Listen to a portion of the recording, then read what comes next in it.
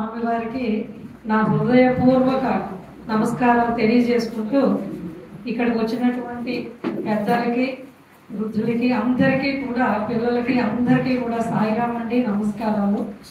ఇవాళ స్వామి ఎందుకో ఇవాళ అవకాశం ఇచ్చారు నాకు.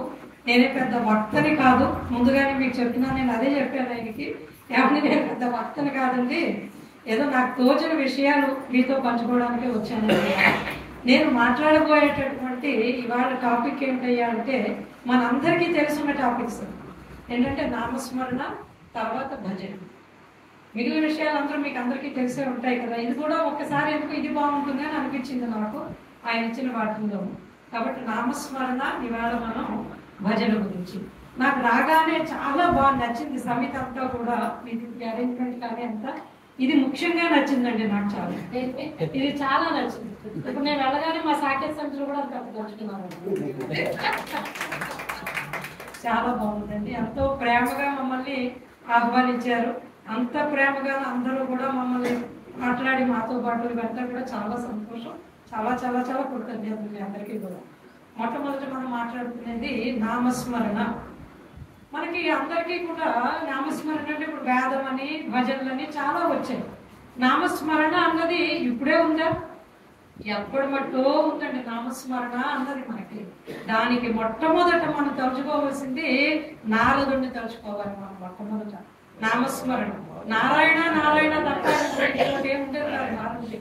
కాబట్టి ఫస్ట్ మనకి నామస్మరణ అన్నది అక్కడి నుంచి మొదలైంది. అది తలుచుకుంటే లైఫ్ అంతా మొత్తం అది రోజంతా ఆయనకి అలాగే గడుస్తుంది. స్వామి వారిది ఒక చిన్న పద్య సూక్తులతోటి మనం ఇవాళ మొదలు పెట్టుకున్నాం.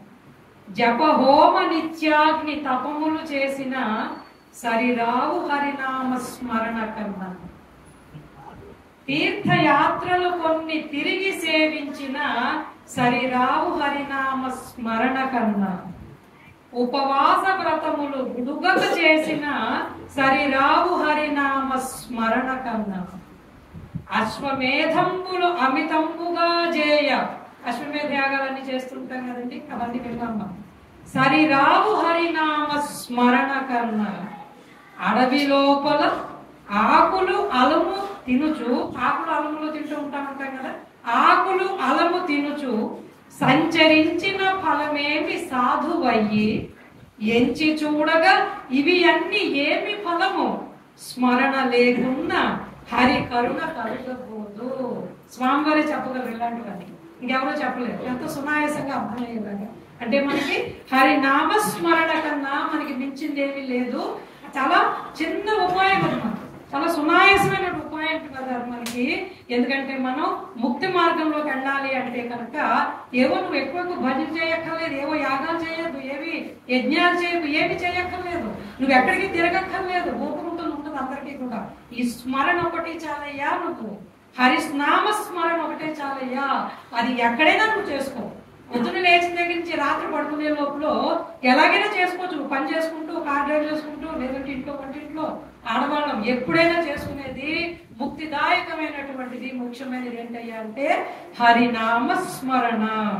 కాబట్టి ఇవి రెండు, నామస్మరణ భజనలు, ఇవి రెండు కూడా ఏంటయ్యా అంటే అత్యున్నతమైనటువంటి ఆధ్యాత్మిక సాధనలు. ఇవి రెండు కూడా ఇవి రెండు చాలా ఈజీగా మనం ఆ మోక్షానికి చేరేటటువంటి మార్గాలు ఇవి రెండు కూడా అన్నమాట.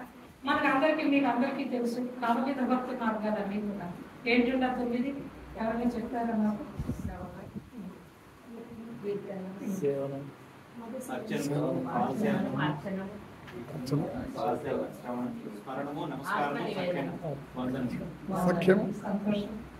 ఏంటివి?